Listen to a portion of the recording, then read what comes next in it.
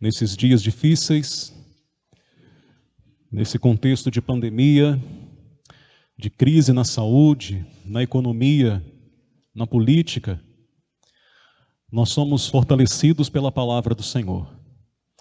O que nos sustenta diante das adversidades não é a nossa própria força, mas é a palavra de Deus que é viva, que é eficaz, que é lâmpada, que é luz. É a palavra que nos fortalece, que nos anima. E hoje eu quero trazer uma palavra com a expectativa de que ela fale ao seu coração, sobretudo que ela fale aos corações que, diante desse contexto tão desafiador que temos vivido, ainda não entenderam a grande urgência de tomar uma posição ao lado do Senhor Jesus. Que a palavra do Senhor nos inspire e cumpra em cada um de nós o propósito para o qual ela foi designada nessa noite. Profeta Jeremias, capítulo 8, versículo 20, nós vamos ler esse texto. Eu vou pedir que você mantenha a sua Bíblia aberta, porque nós vamos fazer referências a outros textos. É um versículo pequeno, eu vou ler uma primeira vez. Diz assim: passou a cega, findou o verão, e nós não estamos salvos. Passou a cega, findou o verão, e nós ainda não estamos salvos. Esse versículo eu acho que dá para nós decorarmos, hein? Vamos lá, juntos. Passou a cega, findou o verão, e nós não estamos salvos. Agora, sem olhar, hein? Deixa eu ver se você conseguiu acrescentar esse versículo ao rol, à lista dos versículos que você sabe falar de cor. Jeremias, capítulo 8, versículo 20. Passou a cega, findou o verão, e nós não estamos salvos. Deixa eu compartilhar com você esse texto traduzido em outras versões que nós temos disponíveis. Essa tradução que nós usamos habitualmente é a versão revista e atualizada de João Ferreira de Almeida. Há outras versões que nos ajudam, às vezes, a ter uma visão um pouco mais ampla. Por exemplo, a tradução da linguagem de hoje diz assim: acabou o verão, passou o tempo da colheita, a cega é a colheita, passou o tempo da colheita, mas nós não fomos salvos. A nova versão internacional diz: passou a época da colheita, acabou o verão e nós não estamos salvos. Mas afinal de contas, o que isso quer dizer? O que isso faz referência? Bom, antes de eu trazer aqui uma explicação sobre o significado desses termos e o que o profeta quer expressar diante dessas palavras, deixa eu contextualizar você com o momento aqui e com o autor dessa palavra, o profeta Jeremias. Meus irmãos e irmãs, Jeremias era um jovem tímido, era um jovem sensível. Às vezes as pessoas, os comentaristas costumam chamar Jeremias de o profeta chorão, porque ele é o profeta que lamenta, ele é um profeta que deixa externar com muita clareza nos seus escritos, nos seus sentimentos, que ele de fato era uma pessoa tímida e era uma pessoa muito sensível, um jovem ainda quando foi chamado por Deus. E esse jovem tímido e sensível foi chamado por Deus para uma dura missão. Qual era essa missão? Anunciar juízo de Deus contra Judá, diante de uma severa oposição das autoridades de sua época. Nós estamos aqui olhando o final da história do reino de Judá, reino do sul. E nesse período Judá está profundamente afastada de Deus já há muito tempo. O povo já está corrompido, a fé está corrompida. E o que nós temos aqui nesse período, no final do reinado de Judá, da existência do reino de Judá, o que nós temos é uma sociedade completamente afastada de Deus, lidando com o pecado com a maior naturalidade, lidando com o pecado como se o pecado fosse um hábito nas suas vidas. E ao mesmo tempo esse povo que vivia no pecado, sem o menor constrangimento, mantinha uma vida religiosa, mantinha os ofícios no templo em Jerusalém. E Deus então chama Jeremias para pregar a esse povo, para anunciar a esse povo, que esse povo precisava se arrepender, que esse povo precisava abandonar o pecado, voltar para a presença de Deus, fazer um concerto com Deus, porque a trajetória de pecado, a trajetória de esfriamento desse povo perante Deus era tão óbvia, que caso o povo não se arrependesse, Não haveria outro destino a não ser o juízo de Deus sobre Judá. Sim, às vezes nós nos esquecemos, mas Deus é Deus que exerce juízo. O livro do profeta Jeremias nos mostra isso com toda clareza. Jeremias vai pregar por 40 anos. E durante 40 anos ele prega para Judá: convertam-se, entreguem suas vidas ao Senhor, consertem os seus caminhos, voltem-se para Deus, arrependam-se e vocês serão salvos. Mas caso a trajetória de vocês, de pecado, de distanciamento de Deus, de uma vida corrompida, uma religiosidade morta, caso vocês não mudem de postura, Deus vai exercer juízo. Deus é um Deus de bondade, é um Deus de amor, e Deus é justo. E justamente porque Deus é justo, Ele não pode deixar de exercer juízo. Que Deus justo é esse, que não exerce juízo? O fato de Deus ser um Deus justo, significa que faz parte da justiça o exercício do juízo. Então, durante 40 anos, Jeremias pregou a Judá. E ele sofreu severas repreensões dos sacerdotes, dos escribas, dos reis. Jeremias tentou conduzir o povo a um contexto de mudança, de arrependimento. Ele pregou e aconselhou 5 reis do território de Judá. E durante todo esse tempo de sua pregação, ele não teve êxito. Ele não teve pessoas que se converteram à sua pregação. Eu olho para o ministério de Jeremias e fico pensando no nosso ministério enquanto pregadores da palavra de Deus. Hoje, muitas vezes nós avaliamos o sucesso no ministério, o sucesso na pregação, pelo número de pessoas que aplaudem a sua pregação, que seguem a sua pregação, que elogiam a sua pregação, e às vezes nós achamos que isso significa sucesso. Mas quando eu olho para Jeremias, eu vejo o oposto disso.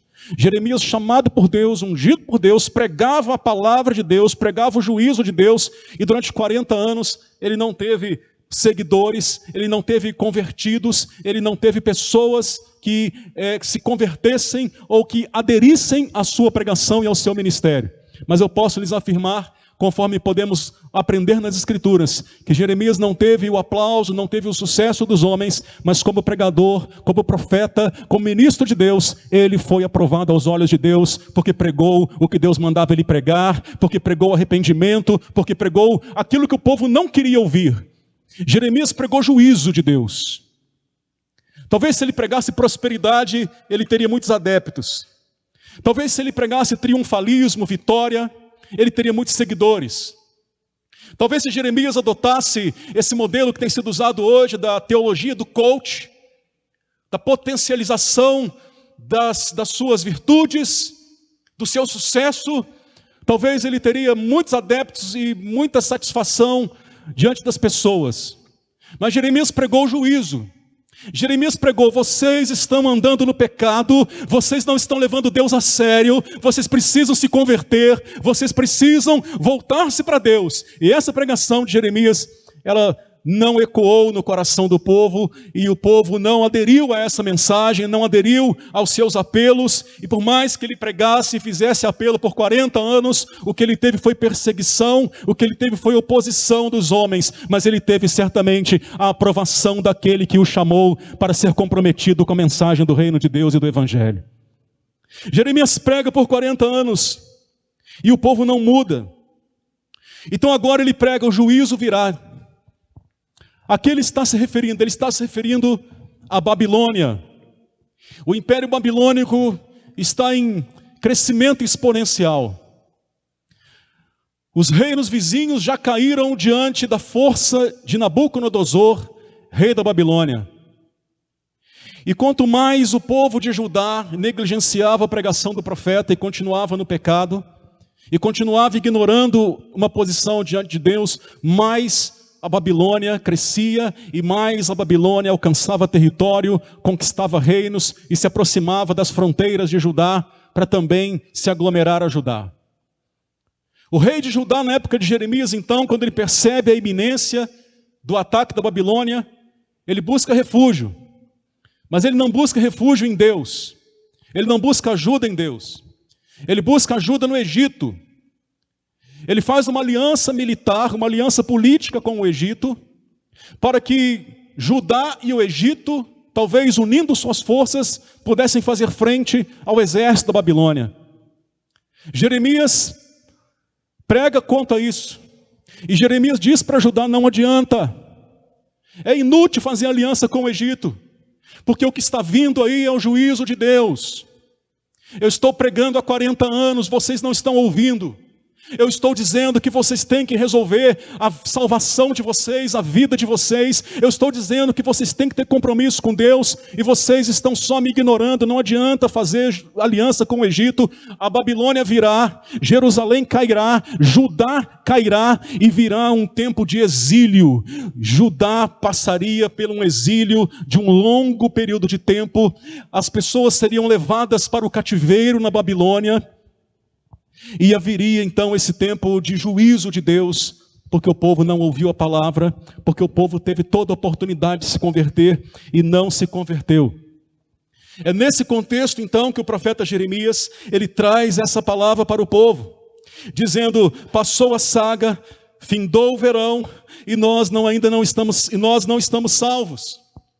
O que ele está dizendo é o seguinte: olha, eu vim pregando há tanto tempo, já passaram tantas estações, já passou a época das colheitas, já passaram as estações do ano, o verão já passou, os ciclos foram acontecendo, o tempo foi passando, e mesmo assim, depois de tudo isso, vocês ainda não estão salvos, vocês não se arrependeram. Passou a saga, passou o verão, e nós ainda não estamos salvos.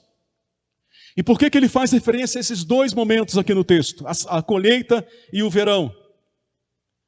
Porque são duas temporadas que simbolizam esperança.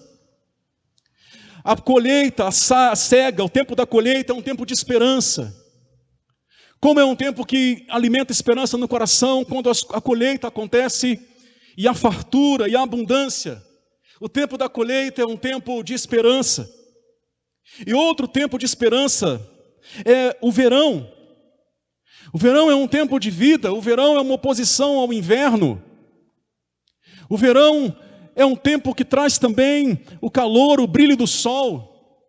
Então, simbolicamente, o que ele está dizendo ao usar essas duas expressões, ao usar duas temporadas que simbolizam esperança, ele está dizendo: olha, vocês tiveram todo o tempo do mundo, vocês tiveram oportunidades, vocês tiveram, a esperança lhes foi oferecida, passou a saga, passou o verão, mas vocês não estão salvos. Vocês tiveram um tempo bom, vocês tiveram um tempo de oportunidades, vocês tiveram um tempo de esperança, mas mesmo assim vocês ainda não estão salvos. O exílio viria, a Babilônia, o juízo de Deus seria exercido sobre o povo. Uma temporada de esperança, após outra temporada de esperança, passou. Mas a libertação esperada nunca chegou.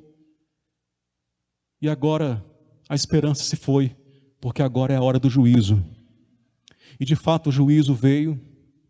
A Babilônia sitiou Judá, destruíram os muros, destruíram o templo, levaram cativo a maior parte da população, a população apta para o trabalho, a população que poderia ser aproveitada intelectualmente, como Daniel, Sadraque, Mesaque, Abednego.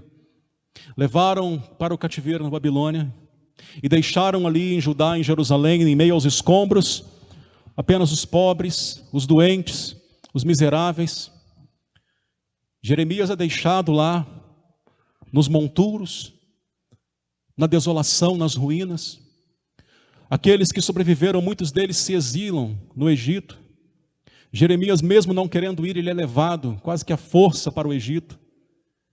E Jeremias morre no Egito, tendo cumprido o ministério dele, tendo pregado o que Deus mandou ele pregar, e mesmo não tendo a aprovação dos homens, tendo a aprovação de Deus, por ter cumprido o que Deus mandou ele fazer. Passou a cega, passou o tempo da colheita, passou o verão, passaram as temporadas de esperança, mas eles não foram salvos. Uma vez contextualizado esse texto e esse cenário, eu quero aplicar essa palavra às nossas vidas, meus irmãos e minhas irmãs. E quando nós, na verdade, chegamos aqui nesse versículo 20, na verdade, a gente vai perceber que em todo o capítulo 8, ele traz para a gente algumas reflexões sobre essa dificuldade do povo em se converter. Ele conclui essa reflexão aqui, dizendo que houve tempo de esperança, passou o tempo da colheita, do verão, mas nós ainda não estamos salvos. Mas durante todo o capítulo 8, ele vai trazer elementos para explicar isso, para trabalhar e para deixar bem claro essa dificuldade que o povo tem de se converter. O porquê que eles não estão salvos. Essa dureza de coração do povo, essa dificuldade do povo em se posicionar, em decidir, em resolver na vida essa questão da salvação, que como muitas vezes a gente diz aqui, é a nossa primeira e mais séria necessidade. Então eu quero te convidar a voltar os olhos para o capítulo 8, para nós entendermos como Jeremias descreve esse povo, e como nós podemos aqui receber alertas de Deus para o nosso coração. E eu quero chamar muito a sua atenção para isso, pela seguinte razão, meus irmãos. Prestem atenção no que eu vou dizer aqui. Você que está em casa, você que está em outra cidade agora nos acompanhando, você a quem Deus colocou na frente desse monitor e que está nos assistindo, preste atenção. O tempo do juízo de Deus virá sobre nós também. O tempo do juízo de Deus virá sobre nós também. Você certamente já ouviu falar no dia do juízo. O dia em que o Senhor exercerá sobre todos nós, sobre toda a humanidade, o seu juízo. Não se engane, não se iluda. Não tenha um entendimento distorcido com relação a Deus. No sentido de que, não, Deus é bom, Deus é amor, eu não serei julgado, não existe possibilidade de eu sofrer o juízo de Deus e ser condenado nesse juízo, porque Deus é amor, porque Deus me ama. Tem muita gente vivendo a sua vida com Deus dessa maneira, e é exatamente esse o problema que Jeremias alertava o povo de Judá.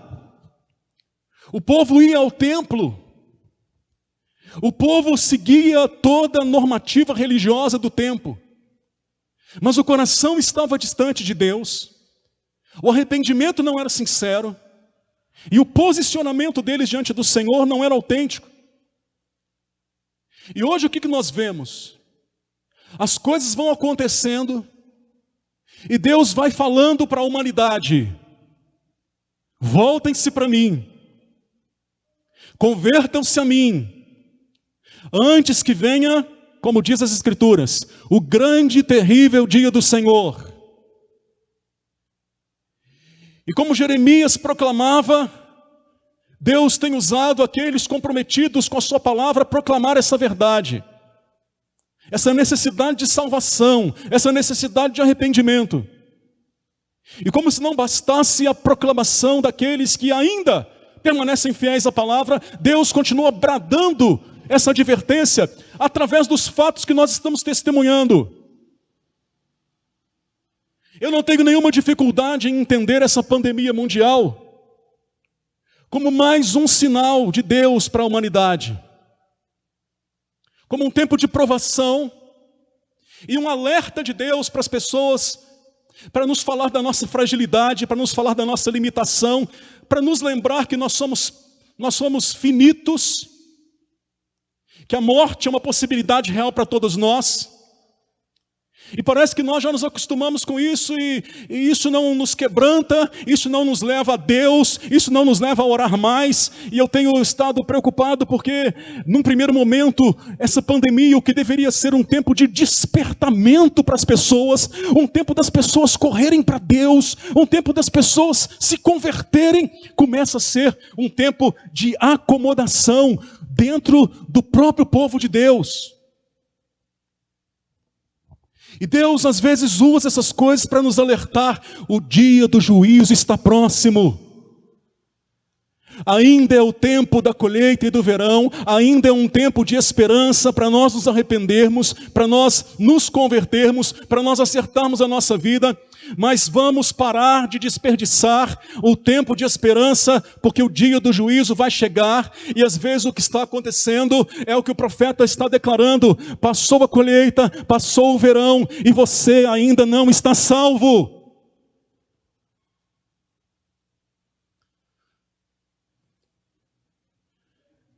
Passou 2018, passou 2019 e você ainda não está salvo.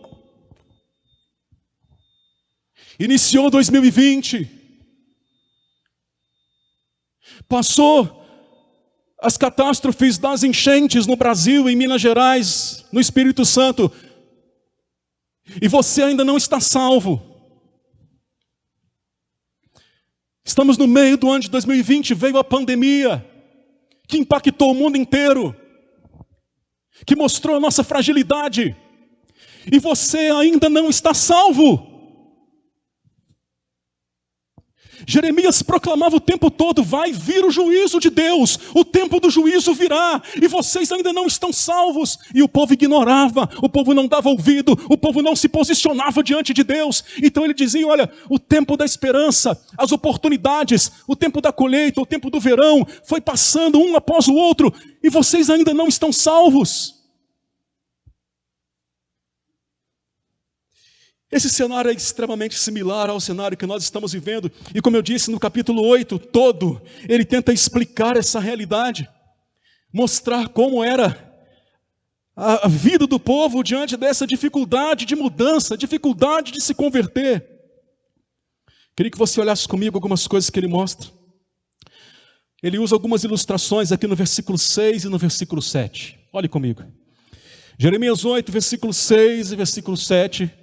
Ele tentando explicar a condição desse povo duro, desse povo que não se converte, desse povo que não resolve a salvação na vida dele. Versículo 6. Eu escutei e ouvi, não falam o que é reto, ninguém há que se arrependa da sua maldade, dizendo: o que fiz eu?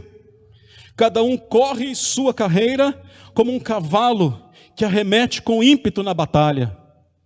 Então a figura que ele usa para descrever a condição do povo, e que serve para descrever a condição da nossa época, é a figura de um cavalo numa batalha.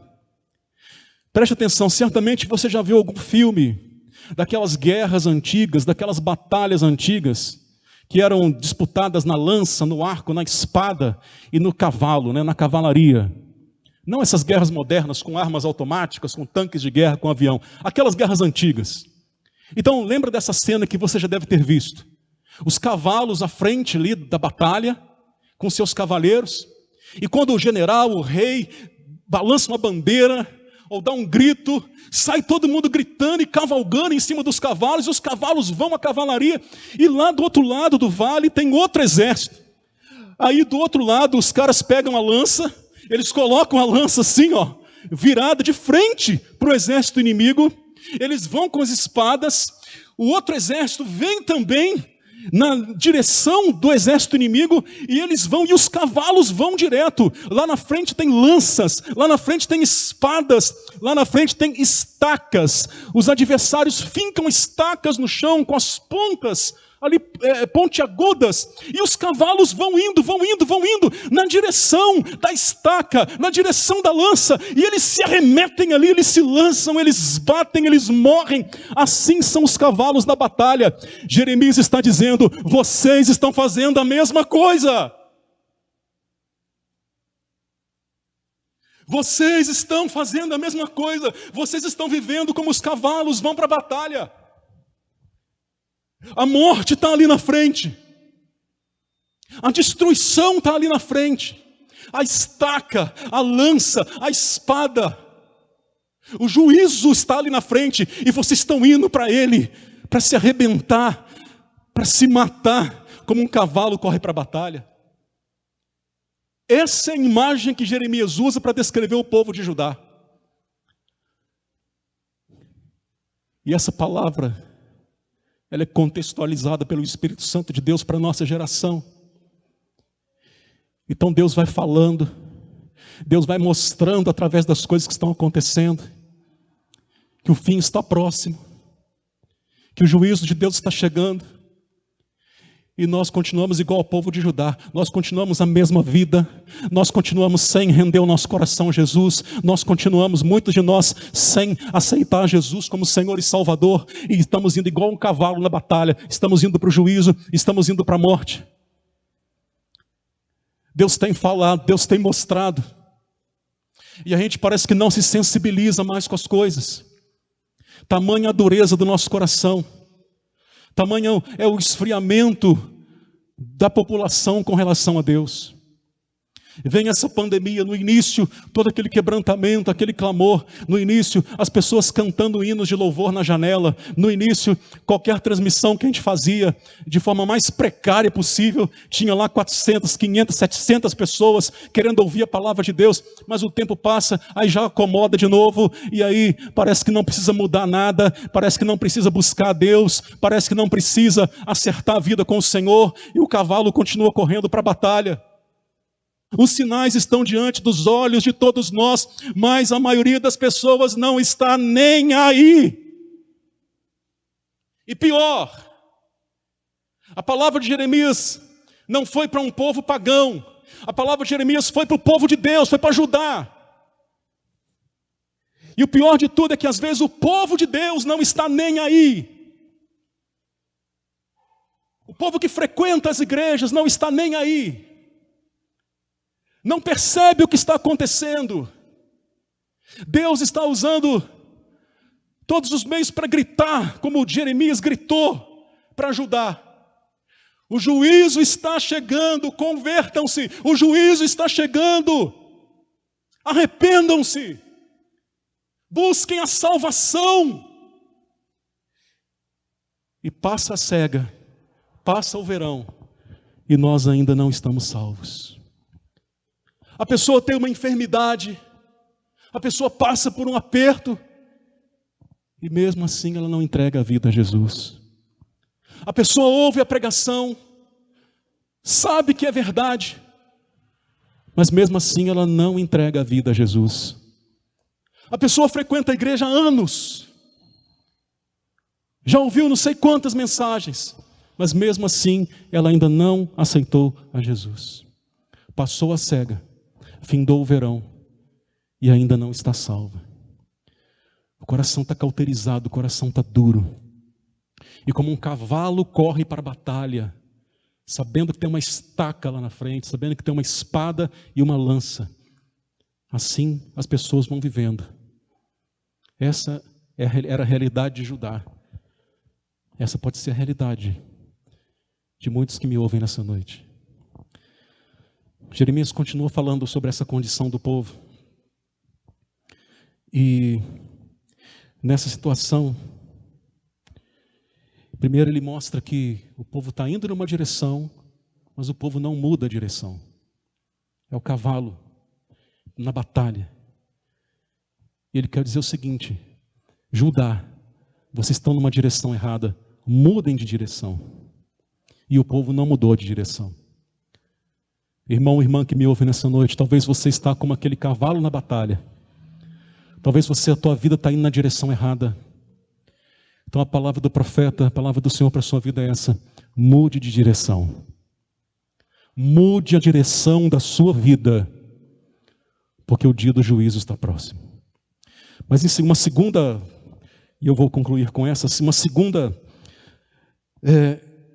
ilustração que Jeremias usa para explicar a condição do povo e que se aplica também ao nosso tempo, está no versículo 6 e no versículo 7.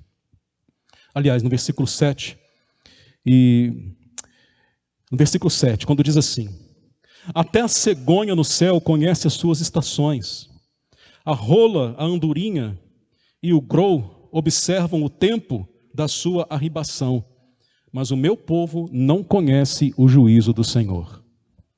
Olha outra figura que ele usa muito interessante para explicar o que estava acontecendo.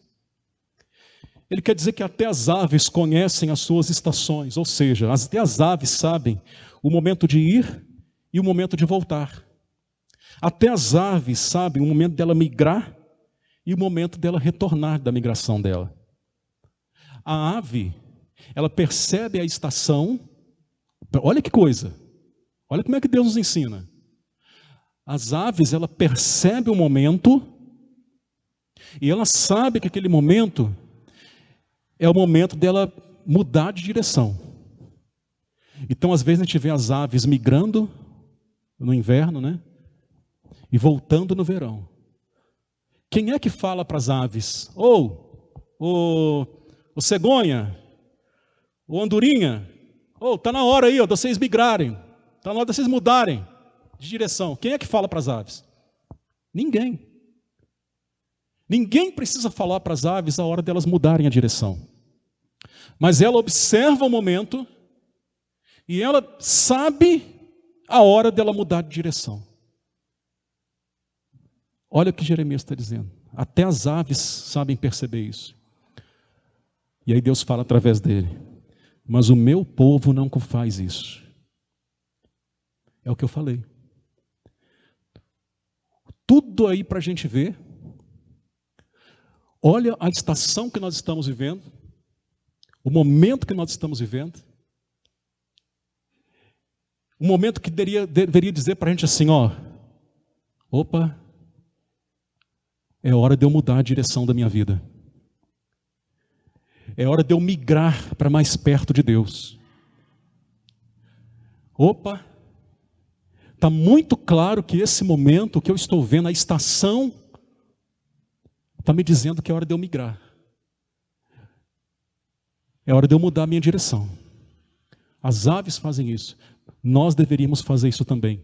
Olhar para o momento, olhar para as estações e falar a mesma coisa. Opa, está na hora de eu migrar para a presença de Deus, está na hora de eu tirar essa frieza do meu coração, está na hora de eu me arrepender dos meus pecados, está na hora de eu me consagrar, está na hora de eu consertar a minha vida, está na hora de eu entregar o meu coração ao Senhor Jesus, está na hora de eu reconhecer a Cristo como meu único e suficiente Salvador. As estações estão aí, o momento está aí, a andorinha, as aves, elas percebem o momento e elas tomam uma atitude, e elas se convertem numa direção, elas migram numa direção. Eu tenho que ter o discernimento de olhar para o que está acontecendo, de olhar para o mundo ao meu redor, de olhar para as circunstâncias que eu estou vendo, e eu também tenho que mudar a direção, eu tenho que entender o que está acontecendo. Está na hora de eu me voltar para Deus, está na hora de eu aceitar a Jesus, está na hora de eu me entregar ao Rei dos Reis, ao Senhor dos Senhores, está na hora de eu me render a Cristo, está na hora de eu receber a salvação em Jesus Cristo, está na hora.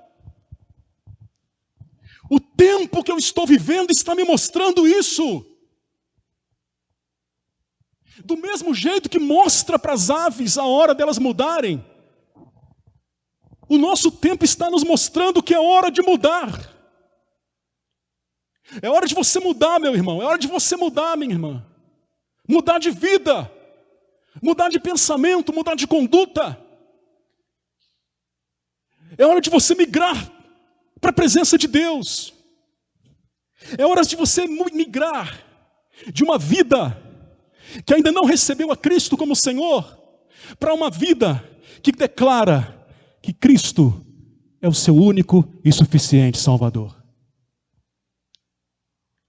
Os pássaros fazem isso. E Jeremias fala para Judá: vocês estão vendo tudo acontecer aí? Eu estou pregando há 40 anos para vocês, e vocês não mudaram, vocês não aceitaram a Deus.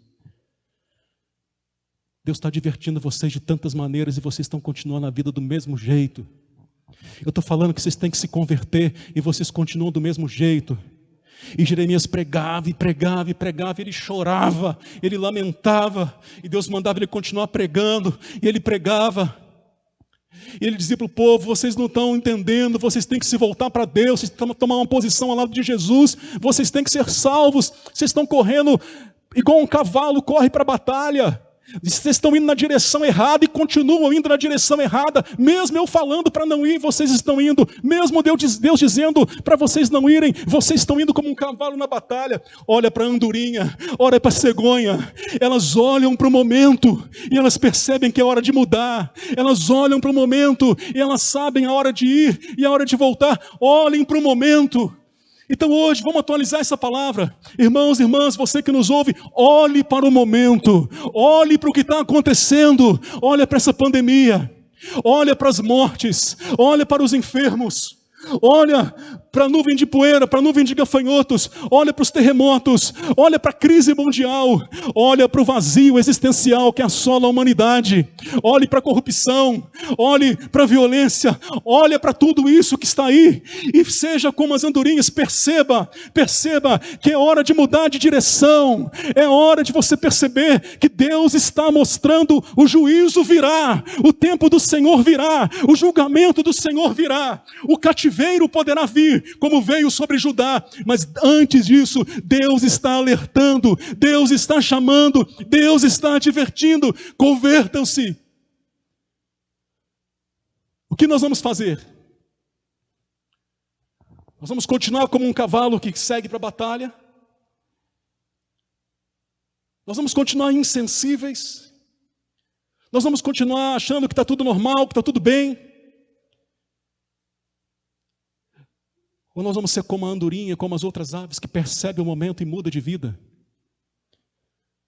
Não dá para levar a vida do mesmo jeito que nós estamos levando, irmãos e irmãs. Não dá para chegar a esse, preste atenção, não dá para chegar a esse ponto da história sem ter a certeza de que você é um salvo em Jesus Cristo. Não dá para chegar a esse momento da história sem ter a certeza que você é salva em Jesus Cristo. E às vezes o que Jeremias disse para Judá é o que reflete a sua história. Passou a colheita, passou o verão, ou seja, passaram tantos momentos de esperança, de oportunidade, mas você ainda não está salvo. A colheita é um momento de oportunidade. O verão é um momento de oportunidade. Mas na sua vida, já passou a colheita, já passou o verão, e você ainda não está salvo. E você ainda não está salvo. E você ainda continua na mesma vida, na mesma direção, mesmo vendo tudo isso. O que você vai fazer? O que você vai fazer? Eu quero terminar dizendo que essa era a triste condição de Judá. Mesmo sendo avisado do julgamento que estava por vir, mesmo tendo sido exortado a buscar a salvação, ainda assim Judá não foi salvo. Não buscou o Senhor e não buscou a salvação.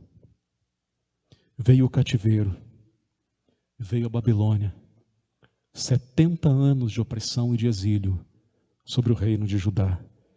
Foi o fim do reino do sul. Às vezes é a mesma coisa nas nossas vidas. Talvez essa seja a sua triste condição. Mesmo sendo avisado tantas vezes do julgamento que está por vir, mesmo sendo exortada tantas vezes a buscar a salvação, ainda assim, até agora você não está salvo. Até agora você não está salvo. Segue na mesma direção, como um cavalo corre para a batalha. Você sabe qual é o caminho da salvação? Você já ouviu sobre isso na Bíblia? Você ouve pregações sobre conversão, sobre arrependimento? Amigos e familiares explicam para você sobre esse assunto? Porém, apesar de tudo, você despreza e, portanto, você ainda não está salvo. Preciso dizer, não haverá desculpas para você. Quando o Senhor julgar os vivos e os mortos, não haverá desculpas para você. O Espírito Santo tem abençoado a sua vida. Deus tem abençoado a sua vida. A palavra lhe é pregada. A palavra tem lhe trazido esperança e em muitos momentos refrigério. E mesmo assim, você se encontra sem Cristo.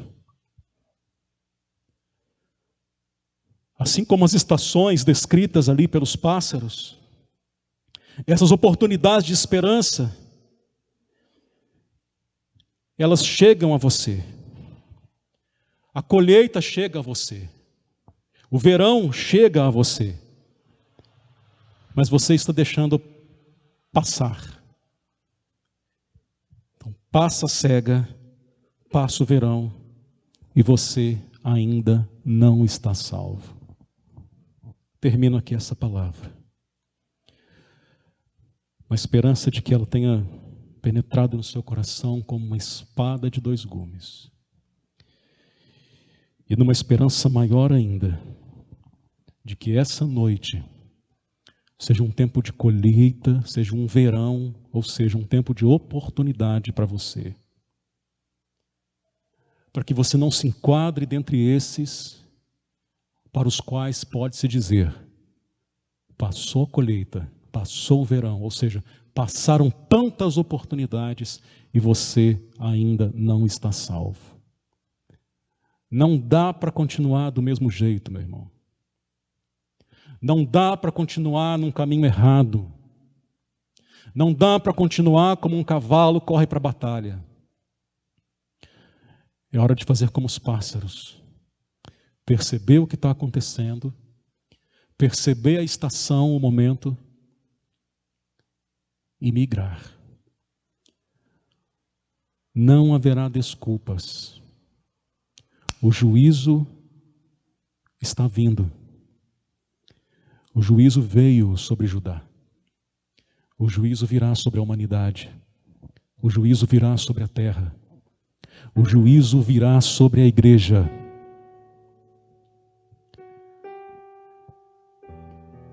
Você está salvo? Você que me ouve aí na sua casa, você está salvo?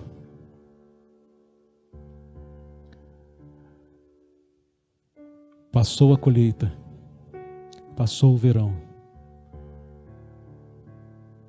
e nós não estamos salvos. Essa foi a triste condição de Judá, que pereceu, que foi destruída, que foi levada ao cativeiro. Essa pode ser a nossa triste condição, se negligenciarmos tão grande salvação. Se continuarmos deixando passar o tempo da oportunidade. Se continuarmos tão insensíveis, a ponto de não perceber o que está na nossa cara. Se continuarmos tão insensíveis, tão duros de coração, tão carnais, a ponto de não percebermos os recados que Deus está dando para essa humanidade, para esse planeta. Vamos olhar para as estações. Vamos mudar de rota. Vamos mudar de direção. Está na hora. Passou a colheita. Passou o verão. E você ainda não está salvo. A boa notícia é que ainda há tempo para você. E o tempo do Senhor para você é agora. O tempo do Senhor para você é hoje. Ah, pode ser amanhã. Não, não pode ser amanhã. Porque o amanhã não nos pertence. Porque o juízo do Senhor pode vir a qualquer momento. O juízo do Senhor pode vir antes de terminarmos esse culto. Então o tempo é agora. O juízo do Senhor pode vir essa noite antes de você dormir. O juízo do Senhor pode vir nessa noite antes de você acordar amanhã. Nós não temos o futuro, nós só temos o presente. Então o tempo da sua salvação é agora, é hoje. Quantas oportunidades na sua vida, minha irmã. Quantas vezes você já ouviu a palavra de Deus? Quantas vezes pessoas já te falaram de Jesus? E você está resistindo, está protelando. Olha o que a palavra do Senhor nos revelou nessa noite. Isso é a revelação da palavra, da Escritura. Não negligencie. Quantas colheitas na sua vida, quantas vezes Deus já te abençoou, quantos verões, quantas oportunidades, e você ainda não está salvo.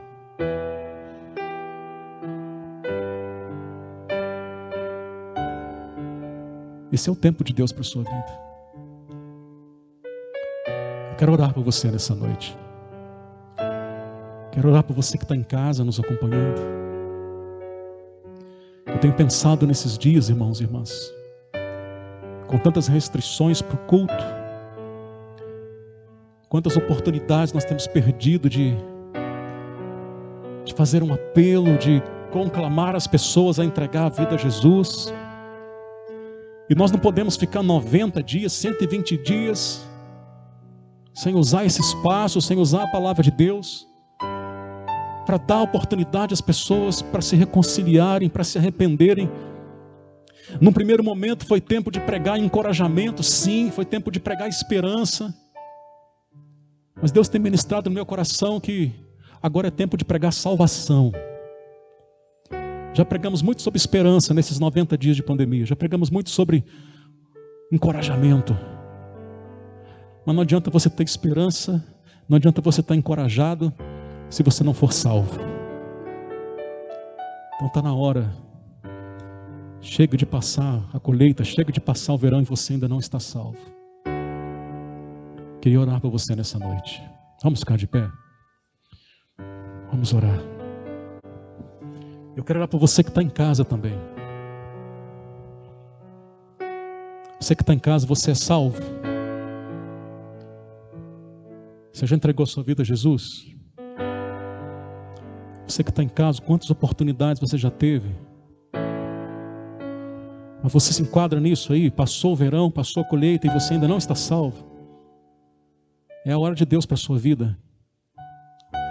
Talvez você nunca imaginou que seria assim. Talvez você imaginou que seria num culto. Talvez você imaginou que viria à frente num apelo. Mas isso não importa. Você que está em casa, hoje você pode viver uma das maiores experiências da sua vida. E você que está em casa, amanhã, quando tudo tiver passado, se o Senhor não voltar antes, você pode estar aqui e você pode contar para todo mundo que nesse dia, na sua casa, o Espírito Santo visitou o seu coração. E aí na sua casa, o Espírito Santo tocou na sua vida. E aí na sua casa, você tomou a decisão de entregar a sua vida a Jesus. Então faça isso. Entregue a sua vida a Jesus aí na sua casa. Talvez você está sozinho. Talvez você está no seu quarto. Dobre os joelhos aí. E você na verdade não está sozinho. O Senhor Jesus está com você agora. E esse lugar onde você está vai se encher da presença de Deus. Entregue a sua vida a Jesus aí. Passou a saga, passou o verão e você ainda não está salvo. Hoje é o dia de você nascer de novo. Hoje é o dia de você não ser como um cavalo que corre para a batalha, que está indo na direção errada e que continua na direção errada. Hoje é o dia de você mudar de direção, como as aves migram. Hoje é o dia de você migrar para os braços do Pai. Hoje é dia de você migrar para a salvação eterna em Jesus Cristo, aleluia. Então faça isso aí na sua casa. Oh, Espírito Santo, visita essas casas que nos acompanham agora, porque eu creio de todo o meu coração que hoje chegou salvação a essa casa. Espírito Santo, toca nesses corações. Hoje é dia de salvação para essas vidas.